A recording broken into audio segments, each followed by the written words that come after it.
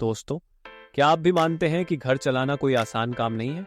ये एक ऐसा सफर है जिसमें हर कदम पर समझदारी और प्लानिंग की जरूरत होती है, खासकर तब जब जिंदगी हमें फाइनेंशियल चैलेंजेस के सामने खड़ा कर देती है। सही बजटिंग और सेविंग्स कितनी महत्वपूर्ण है, ये बात तब समझ आती है जब हम खुद को किसी फाइनेंशियल क्राइसिस में पाते हैं।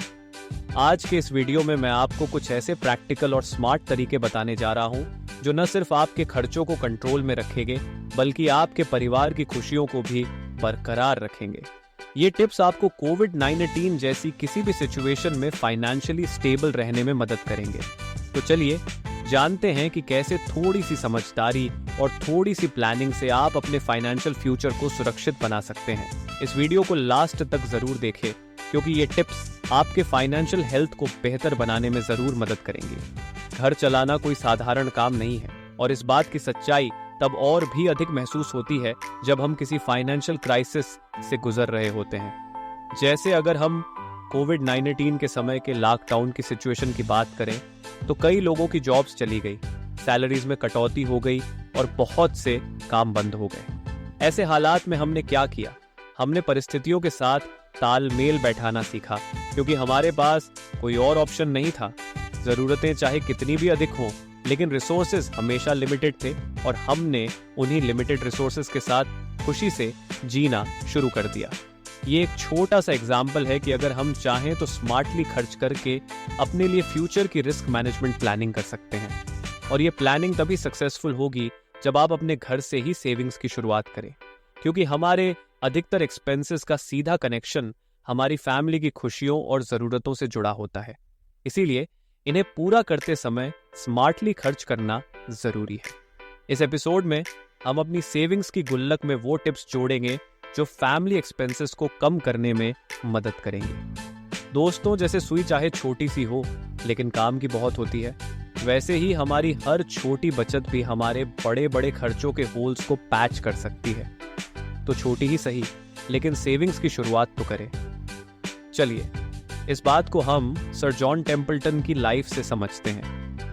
सर जॉन टेम्पल्टन, जो कि एक ब्रिटिश इन्वेस्टर और बैंकर थे, उन्होंने अपनी इनकम का 50% बचाया था और बाद में वह दुनिया के फेमस इन्वेस्टर्स में से एक बने। एक समय था जब उनकी नई नई शादी हुई थी और जैसा कि आप समझ सकते हैं, ये एक ऐसा दौर होता है जब बहुत सी रिस्पॉन्सिबिलिटीज और नए खर्च आपकी जिंदगी में एंट्री करते हैं। लेकिन तब उनके पास पैसे नहीं थे और उनकी पत्नी के पास भी कोई सेविंग्स नहीं थी। फिर भी उन्होंने ये गोल सेट किया कि वे हर डॉलर में से 50% बचाएंगे। उन्होंने घर के लिए नया फर्नीचर खरीदने की बजाय एक ऑक्शन में सिर्फ $25 में फर्नीचर खरीदा। जो व्यक्ति अपनी आधी इनकम बचाएगा, उसके पास लंबे समय में इतना पैसा इकट्ठा हो जाएगा कि वह अपना मकान फुल कैश में खरीद सके। और आज के समय में अगर पति और पत्नी दोनों कमाते हैं तो यह 50-50 रूल बहुत आसानी से लागू हो सकता है।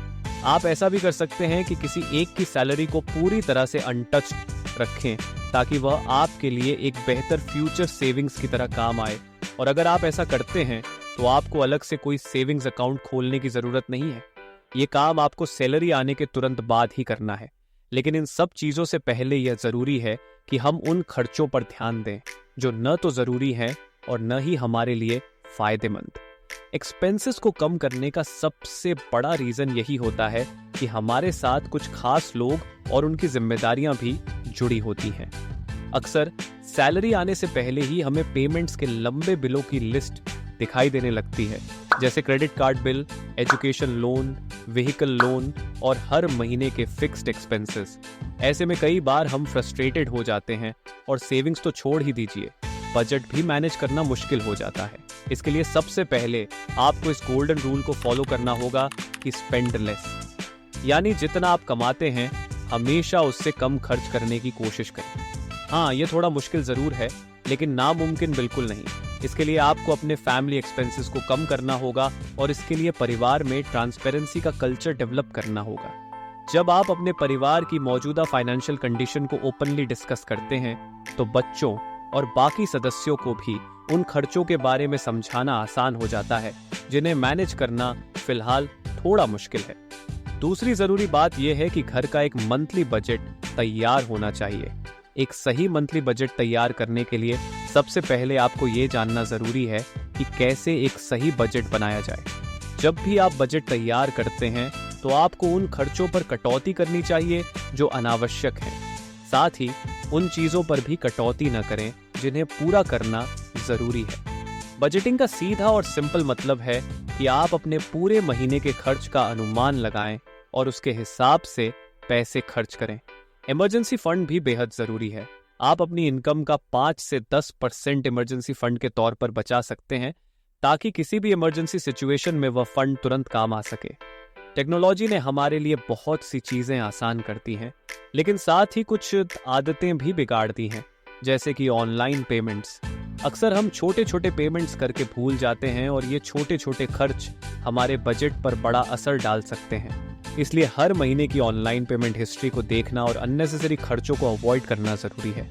आखिर में अननेसेसरी एक्सपेंसेस जिन्हें आप अपने मंथली बजट में विलेन मान सकते हैं, उन पर लगाम लगानी होगी, जैसे कि इम्पल्सिव शॉपिंग, अल्कोहल पर ज्यादा खर्चा या फिर मार्केट की अट्रैक्टिव ऑफर्स के झांसे में आकर अनावश्यक सामान खरीदना।